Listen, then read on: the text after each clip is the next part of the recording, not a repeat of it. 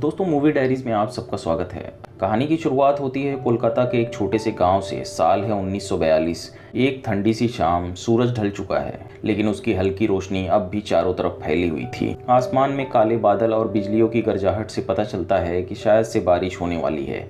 नदी से हम एक नाव को गुजरते हुए देखते हैं। उसमें बैठे हुए शख्स का नाम शशि है। वो अपने नौकर गोवर्धन के साथ नाव में बैठा है। शायद दोनों घर पहुंचने की जल्दी में थे। तभी उसे एक पेड़ के पास कोई शख्स खड़ा हुआ दिखाई दिया, लेकिन अंधेरे की वजह से कुछ भी साफ दिखाई नहीं देता। दोनों उतरकर उस जगह चले गए। डर भी लग रहा था उस परछाई के पास जाने से। तभी बिजली चमकी और उस शख्स का चेहरा दिखाई दिया। ये शख्स कोई और नहीं बल्कि इसी गांव में रहने वाले हारू चाचा हैं। शायद किसी काम से निकले थे, लेकिन बिजली गिरने से उनकी मौत हो गई। दोनों ने उनके शव को उठाकर अपने नाव में रखा और नाव किनारे पर लगाकर गोवर्धन गांव वालों को खबर करने चला गया। यहाँ हमें पता चलता है कि शशि कुछ दिनों पहले ही अपनी मेडिकल की पढ़ाई पूरी कर इस गांव में वापस लौटा है। हालांकि वो यहीं पला बड़ा है, लेकिन पढ़ाई के लिए कई सालों से शहर में ही रह रहा था। वहाँ के तौर तरीके और चकाचौंध वाली जिंदगी में वो इस कदर लीन हो चुका है कि अब उसे ये गाँव रास नहीं आता। मानो ये गाँव अब किसी मुर्दा घर सा लगता है। अनपढ़ों की भीड़ और अकेलेपन से ज्यादा यहाँ कुछ नहीं बचा है। यहाँ तक कि इस गांव में एक लाइब्रेरी भी नहीं है जहाँ जाकर इंसान घंटे 2 घंटे इन सबको बुलाकर अपना दिन बिता सके। गांव वाले आकर हारू चाचा की लाश को लेकर जाने लगे। यहाँ हमें पता चलता है कि वो अपनी जवान बेटी मोती के लिए रिश्ता देखने निकले थे, लेकिन वापस नहीं लौटे। शशि कुछ देर वहीं अकेले ही बैठा रहा। शशि का पिता गोपाल दास एक जमींदार है जो लोगों को ब्याजी पैसे बांटता है। थोड़ा खड़ूस किस्म की शख्सियत मालूम पड़ता है। पैसे देने से पहले वो उनकी जमीन गिरवी रखवा लेता। एक एक पैसे का हिसाब बड़ी ही बारीकी के साथ रखता है। लेकिन पत्नी बहुत पहले ही गुजर चुकी है। शशि के घर में नौकर चाकर, खेत खलियान सब कुछ था। एक दिन उसके गांव का एक शख्स आया। वो कहने लगा कि चलकर उसके बेटे भुट्टो को एक दफ़ा देख ले, लेकिन शशि मना करने लगा क्योंकि वो अपने पिता से झूठ बोल बोल कर थक चुका है। क्योंकि शशि को गांव का कोई शख्स बराबर से उसकी फीस नहीं देता। कहीं पिता को पता चला कि वो समाज सेवा करता है तो अपने पिता से उसे डांट अलग से सुननी पड़ेगी, लेकिन वो फिर भी उसके साथ चला गया। उस शख्स का बेटा पेड़ पर से गिर गया था। सर में गहरी चोट लगी थी। शशि ने उसे पहले ही कहा था कि बेटे को शहर के अस्पताल में ले जाए, लेकिन वो पैसों के चलते शहर नहीं ले गया और आज उसकी मौत हो गई। शशि इस गरीबी और लाचारी से भरे हुए जीवन को देख भीतर से टूट गया। शायद से ये भी एक वजह हो सकती है कि वो इस गांव में और नहीं रहना चाहता। भुट्टो की मौत ने उसे झकझोर के रख दिया। 4 दिनों में उसने यहाँ 2 मौतें देख ली। उसे समझ नहीं आता कि आखिर कब वो अपनी पढ़ाई पूरी करने लंदन जा पाएगा। अगले दृश्य में हम पोखर पर एक कुसुम नाम की महिला को देखते हैं जो कि शादीशुदा है। कुसुम कोई और नहीं बल्कि मोती की भाभी है और हारू चाचा की बहू। हारू के जाने के बाद मोती रो रो कर बीमार पड़ गई। कुसुम ने अपने पति से शशि को खबर भिजवाई थी और उसका इलाज करने वो आता ही होगा। वो मोती को शशि का नाम लेकर तंग करने लगी कि शशि के हाथ लगाते ही उसका बुखार तुरंत उतर जाएगा। यहाँ कुसुम जाकर खुद तैयार होने लगी क्योंकि शहर से आने के बाद वो पहली बार उसके घर आ रहा है। भले ही कुसुम शादीशुदा है, लेकिन कुछ इच्छाएं हैं जो अधूरी ही रह गई। पिता ने कम उम्र में ही उसकी शादी करवा दी। पति भी मिला जाहिल जिसे फुर्सत नहीं कि उसके साथ बैठकर प्रेम से 2 बातें करें। तभी बाहर से आवाज आई। ये शशि की आवाज थी। शशि जवान था और पढ़ा लिखा भी।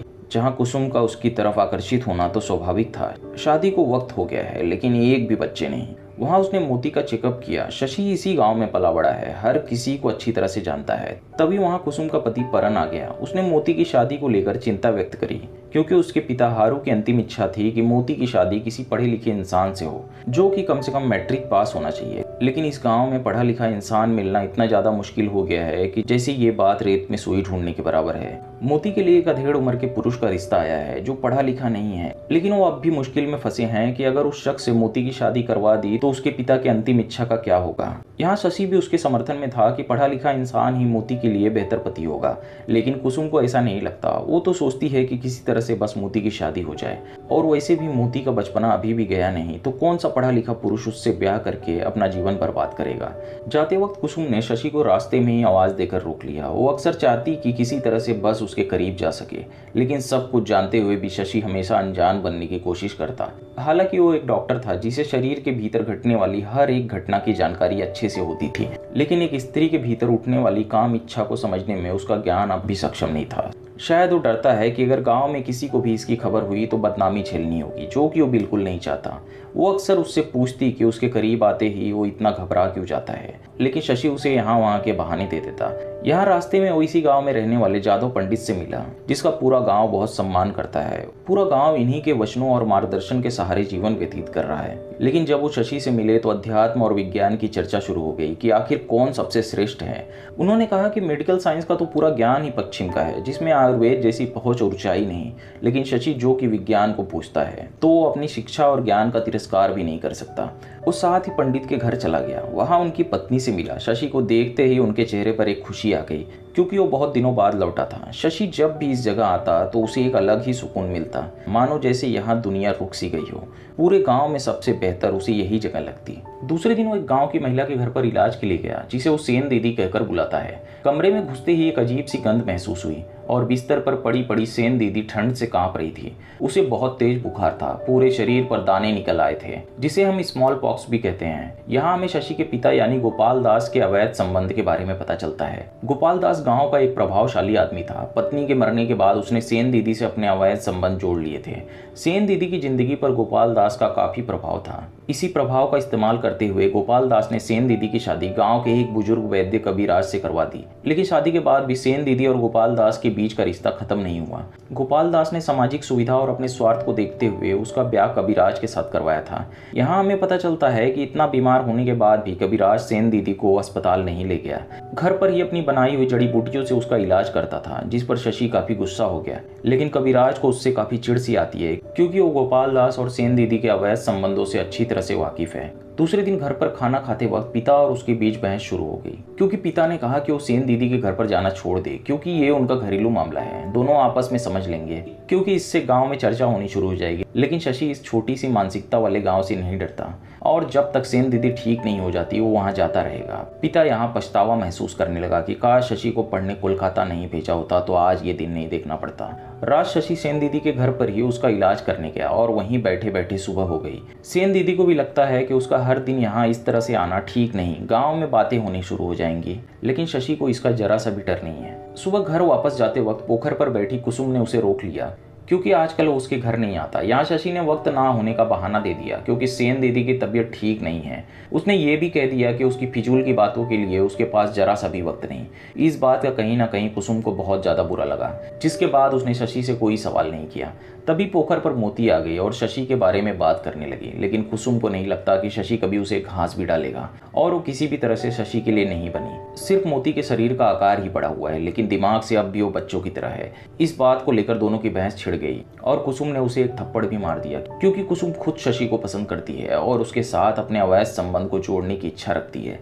दूसरे दिन वो परन को ढूंढते हुए कुसुम के घर आ गया। तभी गुस्से में चूल्हे से जलती हुई लकड़ी निकालकर कुसुम ने उसके आगे फेंक दिया कि यहाँ कोई सेन दीदी नाम की महिला नहीं रहती और वो यहाँ से चला जाए। शशि को भी पता चल गया कि वो कल की बात को लेकर नाराज है और वो यहाँ से चला गया। दूसरे दिन शशि के बचपन का दोस्त कुमुद गांव वापस लौट आया। कुमुद एक फोक थिएटर आर्टिस्ट है, जो कि भारतीय संस्कृति की समृद्ध विरासत है, जो नृत्य, संगीत और नाटक के माध्यम से पीढ़ियों से चली आ रही कहानियों और रीति रिवाजों को दर्शाती है। दोनों पढ़ाई करने साथ कोलकाता गए थे, लेकिन जहाँ शशि ने विज्ञान को चुना वहीं कुमुद ने कला साहित्य को चुना, क्योंकि उसे कविताएं लिखने का बचपन से शौक था। दोनों एक दूसरे से मिल बहुत खुश हुए हैं। आज पूरा गांव कुमुद के इस नाट्य प्रदर्शन को देख मनमुग्ध हो गया। वहाँ कुसुम और मोती भी आए हुए थे। आज वहाँ शशि को देख कुसुम के भीतर वासना की चिंगारी फिर से भड़क उठी। ना जाने कब उसके इस बंजर धरती पर शशि के प्रेम की वर्षा होगी। दूसरे दिन सुबह जब कुमुद रास्ते से गुजर रहा था तो सांप देख डरकर भागने लगा। तभी वहाँ मोती आ गई। वहाँ मोती को पता चला कि ये वही थिएटर वाला शख्स है, तो उसकी रुचि उसे जानने में और ज्यादा बढ़ गई। यहाँ जब पता चला कि शशि और कुमुद दोनों बचपन के दोस्त हैं, तो उसके साथ और घुल मिल गई। वहाँ दोनों के बीच काफी बातें हुई। यहाँ पहली नज़र में ही कुमुद मोती से प्रेम कर बैठा, क्योंकि कुमुद को उसके बचपने और मासूमियत से ही प्रेम हो गया। मोती शर्म से उठकर वहाँ से चली गई। यहाँ हम शशि के भीतर चलते हुए कौतूहल को देख पाते हैं। उसका दोस्त कुमुद कितना खुश है अपने जीवन में, जो सोचा वही किया। उसने अपनी जिंदगी के साथ थोड़ा भी समझौता नहीं किया, लेकिन शशि के साथ ऐसा बिल्कुल नहीं। उसे तो खुद नहीं पता कि इस जीवन से उसे क्या चाहिए। भीतर की दौड़ थमने का नाम नहीं ले रही। हर सुबह के साथ एक नई स्पर्धा शुरू हो जाती है। आज कुमुद की बांसुरी की धुन सुन मोती भागती हुई वहां आ गई। दोनों बातें करने लगे। कुमुद किसी प्रेम के सागर की तरह था जिसमें मोती डुबकी लगाने को तैयार बैठी है। आज कुमुद ने ब्याह का प्रस्ताव उसके सामने रख दिया। ये सुन वो शर्म से लाल हो गई। कुमुद को भी लगता है कि मोती से बेहतर जीवन संगिनी उसे नहीं मिल सकती। पढ़ाई लिखाई की बात आई तो कुमुद तो बीए पास है, तो ब्याह में किसी भी तरह की अड़चन नहीं होगी। अब बस उसे किसी भी तरह से मोती के घर वालों की मंजूरी मिल जाए। कुमुद को इससे कोई फर्क नहीं पड़ता कि मोती पढ़ी लिखी है या नहीं। आज जब शशि सेन दीदी के घर आया तो वहां उसके पति कविराज से उसकी बहस हो गई और सेन दीदी ने अपने कमरे का दरवाजा अंदर से बंद कर लिया, क्योंकि वो नहीं चाहती कि उसकी वजह से शशि को गांव वालों के ताने सुनने पड़े। क्योंकि यहाँ एक नियम चलता है और कोई उस नियम के विरुद्ध जाने की कोशिश नहीं कर सकता। वो दरवाजा ठोकता रहा लेकिन सेन दीदी ने दरवाजा नहीं खुला। आगे हम देखते हैं शशि हर दिन इसी चिंता में डूबा रहता है कि कभी वो इस जगह से निकलकर अपने सपनों को पूरा कर पाएगा या बस इस कुएं का मेंढक बनकर रह जाएगा। दूसरे दिन वो जादव पंडित से मिलने गया, लेकिन आज यहाँ वो कोई सवाल करने नहीं बल्कि तर्क के साथ अपनी बातों को रखने आया था कि ये जो गांव अंधविश्वास की नींव पर खड़ा है और लोगों द्वारा जिस तरह से विज्ञान का तिरस्कार किया जा रहा है, आने वाले वक्त में लोगों को इसकी भारी कीमत चुकानी पड़ सकती है। पंडित ने कहा कि उसके भीतर एक बेचैनी है जिसकी वजह है ये पश्चिम का आधा अधूरा ज्ञान जिसने उसे अंदर से खोखला कर दिया है। अंग्रेजी में बातें करने से ये साबित नहीं होता कि वो सब कुछ जानता है। पंडित ने कहा कि तुम्हें सूर्य विज्ञान के बारे में सीख लेना चाहिए जिसकी जरूरत तुम्हें सबसे ज्यादा है। लेकिन पंडित की बातें सुन शशि चिढ़ गया। उसने कहा कि गांव वालों की तरह मैं इस पाखंड का हिस्सा नहीं बनना चाहता, क्योंकि मैं गैलीलियो और आइंस्टाइन को पढ़कर बड़ा हुआ हूँ और वो इस सूर्य विज्ञान के ढोंग में विश्वास नहीं रखता। यहाँ दोनों के बीच बहस और तेज हो गई। पंडित ने कहा कि वो वेस्ट से बहुत ही ज्यादा ऑब्सेस्ड हो चुका है। इसकी सबसे बड़ी वजह सालों तक चली गुलामी है जो कि उसकी रगों में दौड़ रही है। यहाँ उसने भविष्यवाणी कर दी कि पंडित रथ यात्रा वाले दिन ही मर जाएगा। ये सुन शशि को बहुत ही ज्यादा आश्चर्य हुआ, क्योंकि उसे पता है कि ये बात पंडित ने अपने अहंकार में आकर कही है। लेकिन शशि बिना कुछ कहे वहां से चला गया। दूसरे दिन वो अपने दोस्त कुमुद से मिलने गया। यहाँ कुमुद ने मोती से शादी करने का जिक्र किया। ये सुन शशि उसे समझाने लगा कि अभी वो पूरी तरह से जवान नहीं हुई है और वो कुमुद के बिल्कुल भी लायक नहीं है। वो लड़की कम दिमाग और बिल्कुल ही अनपढ़ है। भला इसी लड़की से ब्याह कर वो अपनी जिंदगी क्यों खराब करना चाहता है। लेकिन इस पर कुमुद समझाने लगा कि वो तो खुद एक जोकर है जो रंगमंच पर नाच गाना करता है, तो दोनों के बीच फर्क कहाँ रह गया है। लेकिन शशि को नहीं लगता कि वो जीवन भर मोती जैसी लड़की के साथ रह पाएगा। यहाँ कुमुद ने उसे समझाया कि इस दुनिया में कोई किसी के लिए नहीं बना होता। हमें खुद अपने जीवन साथी की रचना करनी होती है और वो खुद मोती की रचना करेगा, उसे अपने रंग में तराशेगा। लेकिन जिद्दी शशि जो कुछ समझने को तैयार नहीं है। यहाँ कुमुद ने उससे गुजारिश करी कि वो आज शाम ही जाकर उसके घर वालों से रिश्ते की बात करे। यहाँ शशि का मन सवालों से भर गया कि कुमुद अपने जीवन के कठिन फैसले इतने आसानी से कैसे ले लेता है। वहीं वो अपनी जिंदगी में इस कदर उलझ गया है कि इससे निकलने का रास्ता नजर नहीं आ रहा है। रात उसे हम कुसुम के यहाँ बैठा देखते हैं, जहाँ मोती के रिश्ते की बात को लेकर चर्चा चल रही थी। यहाँ शशि कहने लगा कि अगर वो खुद मोती से शादी कर ले तो क्या होगा। यहाँ कुसुम कहने लगी कि मोती से शादी करके वो अपनी जिंदगी क्यों खराब करना चाहता है। मोती तो खुशनसीब है जो उसे कुमुद जैसा प्रेम करने वाला साथी मिला और वहां दोनों का रिश्ता तय हो गया। शाम हो चुकी थी। जब शशि घर जाने लगा तो उसने पीछे से पायल के छनकने की आवाज सुनी। जब वो उस तरफ गया तो पेड़ों के पीछे से कुसुम बाहर निकल कर आई। आज चांदनी रात थी, इसलिए इस हल्की सी रोशनी में सब कुछ साफ दिखाई दे रहा था। शशि वहीं बैठ गया। कुसुम के भीतर उठने वाली कामिच्छा उसे शशि के करीब आने पर मजबूर करने लगी, लेकिन शशि डरा सहमा मालूम पड़ता है। वजह है कि उसने कभी किसी स्त्री को उस ढंग से देखा या छुआ नहीं। यहाँ वो पूछने लगी कि तुम इतने डरे क्यों हो। और वहीं दूसरी तरफ उसका दोस्त कुमुद, जो कि उससे बिल्कुल विपरीत है, 2 मुलाकातों में उसने मोती का हाथ मांग लिया। लेकिन डरा हुआ शशि कहने लगा कि उसे समझ नहीं आता कि ऐसी घड़ी में वो क्या करे। वो डरने लगा कि कहीं वो वासना की इस मझधार में डूब ना जाए। कुसुम ने अपनी तरफ से पहला कदम बढ़ाया, लेकिन शशि के भीतर के भाव जैसे मर चुके हों। आज वो उस अग्नि को जलता हुआ ही छोड़कर वहां से चला गया। आज फिर से कुसुम ने महसूस किया जैसे कोई प्यासा कुएं के पास आकर वापस लौट गया हो। कुसुम अपने घर वापस लौट गई। 2 दिनों बाद मोती और कुसुम की शादी हो गई। दोनों नाव में बैठ शहर की तरफ निकल गए।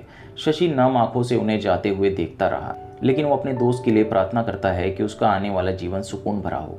दूसरे दिन उसने देखा कि गांव के लोग किसी तैयारी में लगे हैं। यहाँ शशि ने पूछा कि ये तैयारियां किस लिए हैं। वहाँ उस शख्स ने बताया कि उसने ही तो परान को बताया था कि पंडित जी रथ यात्रा के दिन मरने वाले हैं। ये सारी तैयारियां उनके ही लिए हैं। यहाँ शशि गुस्से में आ गया कि उसने परान से मजाक मजाक में ये बात बताई थी और उसने गांव में सभी को इस बात का ढिंढोरा पीट दिया। उसे जादव पंडित के लिए काफी दुख होने लगा, क्योंकि अगर पंडित जी की मृत्यु उस दिन नहीं हुई तो इनकी आस्था और अंधविश्वास का जाल हमेशा के लिए टूट जाएगा, और अगर पंडित जी की उसी दिन मृत्यु हो गई तो इस अंधविश्वास की पकड़ और भी मजबूत हो जाएगी। पंडित के घर सभी गांव वाले इकट्ठा हुए थे। शशि पंडित की पत्नी से कहने लगा कि उन्हें ये ढोंग करने की कोई जरूरत नहीं, वो सभी को सच बता सकते हैं कि उन्होंने ये बात गलती से कह दी थी। लेकिन पंडित की पत्नी भी अपने पति के साथ थी। यहाँ उसने पंडित से कहा कि आप तो अपनी शक्ति से मृत्यु को टाल भी सकते हैं, तो कह दीजिए सभी को कि आपने मृत्यु को टाल दिया है। लेकिन पंडित के हिसाब से अगर उसने ऐसा कहा तो सभी उस पर हंसेंगे और उसका मजाक बनाएंगे। यहाँ पंडित ने शशि को शैतान बताया कि उसकी शक्ल देखना भी उसके लिए पाप है। गुस्से में चिल्लाकर उसने शशि को वहां से भगा दिया। शशि इन सब का जिम्मेदार खुद को समझने लगा, क्योंकि ना ही वो परान को इस बारे में बताता और ना ही ये बात आज सबको पता चलती। हम देखते हैं एक दिन कुसुम उससे मिलने उसके घर आ गई और उस दिन के लिए उससे माफी मांगने लगी। शायद उसने उस दिन बहुत ही जल्दबाजी कर दी थी, लेकिन शशि जो जानता है कि वो यहाँ किस इरादे से आई है। वहाँ रॉयल कॉलेज ऑफ सर्जन्स का लेटर रखा हुआ था जो कि इंग्लैंड से आया था। कुसुम ने उस लेटर के ऊपर के कुछ शब्द पढ़े, जिसे देख शशि चकित रह गया, क्योंकि उसे थोड़ा मोड़ा अंग्रेजी पढ़ना आता है। वहाँ उसने बताया कि जब वो अपने पिता के घर थी तो उसके पिता ने उसके लिए इंग्लिश ट्यूटर रखा था। यहाँ वो उसके बेडरूम को देखने की जिद करने लगी। शशि उसकी किसी भी बात का ठीक से जवाब नहीं दे रहा था। वो कहने लगा कि वो उसका बेडरूम है, ना कि कोई म्यूजियम जो हर किसी को दिखाया जाए। शशि डर की वजह से दरवाजे पर ही खड़ा था कि कहीं कोई आ न जाए, क्योंकि एक शादीशुदा स्त्री के साथ किसी ने कमरे में बैठा देख लिया तो गांव में बातें होनी शुरू हो जाएंगी। वहां वो पूछने लगी कि तुम शादी कब करने वाले हो। यहाँ वो काफी परेशान दिखाई दे रहा था। पूछने पर उसने बताया कि उसके पति परन ने जादव पंडित की बात को पूरे गांव में फैला दिया। यहाँ वो कहने लगी कि परान एक अनाड़ी आदमी है, उसे बताना ही शशि की सबसे बड़ी गलती थी। बात करते वक्त आज वो फिर से उसके करीब आ गई, लेकिन उसके चेहरे पर डर देख वो दूर हट गई। यहाँ कुसुम ने बताया कि वो कुछ दिनों में ही अपने पिता के घर हमेशा के लिए चली जाएगी। शायद अब वो अपने पति परान के साथ वहीं रहने वाली है। फिर इस गांव में कौन मरे कौन जिए इससे क्या फर्क पड़ता है। कुसुम को लगा था शायद उसके जाने की बात सुन शशि को कोई फर्क पड़ेगा, शायद इस बात को जान वो उठकर उसे गले लगा ले। वो शशि को समझाने की कोशिश करने लगी, लेकिन शशि कहने लगा कि जाना है तो वो चली जाए, क्योंकि इंसानों की ऐसी बहुत सारी इच्छाएं हैं जिसकी पूर्ति नहीं की जा सकती। उस दिन कुसुम के मन पर काफी गहरी चोट लगी। आज उसने कुसुम की आत्मा को तड़पाया है। कहीं ऐसा ना हो जाए कि वो जीवन भर प्रेम को तरसता रहे और अकेला ही रह जाए। इतना अपमानित उसने खुद को आज से पहले कभी नहीं महसूस किया था। यहाँ शशि कहने लगा कि मैं भी कुछ दिनों में लंदन चला जाऊंगा। कुसुम भीगी पलकों के साथ वहां से चली गई। हम देखते हैं पंडित के लिए गांव वाले मृत्यु का शेष सजा रहे थे, जहां पति पत्नी साथ शरीर त्याग देंगे। यहाँ लोगों की अंधश्रद्धा चरम पर थी, मानो जैसे गांव वालों की सोच पर किसी ने ताला लगा दिया हो। आखिर वो दिन आ ही गया, यानी रथ यात्रा का दिन। बारिश जोरों की हो रही थी। शशि भी लोगों की भीड़ के साथ खड़ा हो गया। पंडित अपनी पत्नी के साथ आया और वहां दोनों लेट गए और अपनी आंखें बंद कर ली। यहाँ शशि को समझ आ गया कि दोनों ने अफीम का ओवरडोज लिया है, क्योंकि उनके मुंह से झाग निकलता हुआ दिखाई दे रहा था। लेकिन यहाँ कौन उसकी बात पर यकीन करेगा। शशि को अपनी बातों पर बहुत ज्यादा पछतावा हुआ और उसने इन लोगों की मूर्ता भी देख ली। उसके बाद अंतिम संस्कार के लिए उन्हें उठाकर ले जाया गया। रात शशि अपने कमरे में उदास बैठा था। हम घर में ही सेन दीदी को गोपाल दास के साथ संबंध बनाते हुए देखते हैं। शशि सब कुछ जानता है, लेकिन वो इन सब चीजों के बारे में सोच अपना वक्त जाया नहीं करता। दूसरे दिन गांव के सरपंच ने शशि को अपने पास बुलाया और बताया कि मरने से पहले पंडित ने अपनी वसीयत शशि के नाम कर दी थी, ताकि इस गांव में एक हॉस्पिटल खोला जा सके और शशि खुद उसका संचालक बने। शशि को यह जान काफी आश्चर्य हुआ कि पंडित ने उसे ही क्यों चुना, लेकिन शशि तो कुछ दिनों में ही इंग्लैंड जाने वाला है। सरपंच ने कहा कि इस गांव में एक भी हॉस्पिटल नहीं है, अगर वो राजी हो जाए तो हॉस्पिटल का कार्य कल ही शुरू करवा दे। शशि उसकी बात मान गया और कुछ दिनों में ही हॉस्पिटल बनकर तैयार हो गया। उसने लंदन जाने का विचार भी छोड़ दिया। एक दिन सुबह कुसुम ने शशि को गांव वालों के साथ जाते हुए देखा। उसे पता था कि अब वो इंग्लैंड नहीं जाने वाला। दूसरे दिन हॉस्पिटल में एक शख्स आया, लेकिन शशि ने उसे पहचाना नहीं। ये शख्स कुसुम का पिता है। उसने शशि से कहा कि वो चलकर उसकी बेटी से बात करे ताकि वो उसके साथ घर चली जाए। अब उसका पूरा परिवार हमेशा के लिए यहाँ से जा रहा है। ये बात जान शशि का मन बेचैन हो उठा। उसके भीतर एक अलग सा दर्द उठने लगा, जिसे अब तक वो दबाए बैठा था। वो सब काम छोड़ कुसुम से मिलने उसके घर चला गया। उसने उसे बाहर मिलने बुलाया। कुसुम वहां आ गई, लेकिन उसके चेहरे पर वो पहली वाली खुशी नहीं दिख रही। यहाँ कुसुम को उसकी ये तड़प साफ दिखाई दे रही थी, क्योंकि आज पहली बार था जब वो खुद उससे मिलने यहाँ आया हो। यहाँ उसने कुसुम के हाथों को छुआ तो उसने उससे अपना हाथ छुड़ा लिया। ये वही शशि है जो कुछ वक्त पहले खुद को भगवान समझ बैठा था, लेकिन अब वक्त निकल चुका है। वासना की वो आग भी ठंडी पड़ चुकी है। ना जाने कितनी रातें और कितने दिन उसकी तड़प में बीते, जिसका उसे एहसास भी नहीं। और आज यहाँ वो हमदर्दी दिखाकर मानो उसे भीख दे रहा हो, लेकिन उसकी तड़प की सीमा अब समाप्त हो गई। कुसुम का दर्द छलक पड़ा कि पुरुष किस मिट्टी का बना होता है, जिसे किसी की भावना के साथ खिलवाड़ करके भी नींद आ जाती है। आंखों से आंखें मिलाकर उसने कह दिया कि अगर आज वो उसे घसीट कर भी ले जाना चाहे तो वो नहीं जाना चाहेगी, क्योंकि अब बात उसके मर्यादा और सम्मान पर आ गई है, जिसे अब तक वो मजाक समझता रहा। पत्थर का बना हुआ शशि आज टूटकर चकनाचूर हो गया। उसे पता नहीं था कि वक्त उसका इस तरह से इम्तिहान लेगा। उसने कुसुम को गले लगा लिया कि उसने समझने में बहुत देर कर दी, लेकिन कुसुम ने उसी वक्त खुद को अलग कर लिया। जाते वक्त कुसुम ने कहा कि उसमें वो शक्ति नहीं जो किसी स्त्री की वासना को तृप्त कर सके और वो इसी गांव में अपनी सारी जिंदगी घुटता रहेगा। इतना कहकर वो वहां से चली गई। उसके अगले दृश्य में हम कुसुम को पोखर में लेटा हुआ देखते हैं, मानो जैसे उसके भीतर की आग ने उसे ही जलाकर खाक कर दिया हो। वो मन से शशि को पसंद करने लगी थी। अगर वो एक बार प्रेम से उसे गले भी लगा लेता तो वो तृप्त हो जाती। दूसरे दिन वो नाव में बैठ अपने पिता के घर जाने लगी। शायद ही अब वो कभी लौट कर इस गांव आएगी। शशि वहां आ गया उसे एक आखिरी बार देखने, लेकिन तब तक वो बहुत दूर निकल चुकी थी। उसने कुसुम को समझने में शायद बहुत देर कर दी। इसका पछतावा उसे जीवन भर रहेगा। दूसरे दिन जड़ी बूटी लेने गए कविराज को सांप ने काट लिया और उसकी वहीं मौत हो गई। उसके कुछ दिन बाद हम देखते हैं सेन दीदी प्रेग्नेंट है। रात पिता शशि के कमरे में आया और कहा कि वो जाकर सेन दीदी की मदद करे। शशि वहां गया और रात ही सेन दीदी ने एक बच्चे को जन्म दिया और उसे जन्म देते ही दिल का दौरा पड़ने से उसकी मौत हो गई। यहाँ हमें पता चलता है कि ये बच्चा गोपाल दास का ही है। गोपाल दास उस बच्चे का ध्यान रखने लगा क्योंकि ये उसका अपना ही खून है। हम देखते हैं एक दिन अचानक से गोपाल दास अपने बच्चे को लेकर काशी अपने गुरु के यहाँ चला गया, वो भी बिना शशि को बताए। यहाँ एक बार फिर से शशि अकेला रह गया और कहानी इसी दृश्य के साथ खत्म हो गई। दोस्तों, आज की कहानी कैसी लगी मुझे कमेंट करके जरूर बताएं। दोस्तों, अगर कहानी पसंद आई हो तो वीडियो को लाइक, शेयर और चैनल को सब्सक्राइब जरूर कर दीजिए। मिलते हैं अगले वीडियो में एक नए एक्सप्लेनेशन के साथ।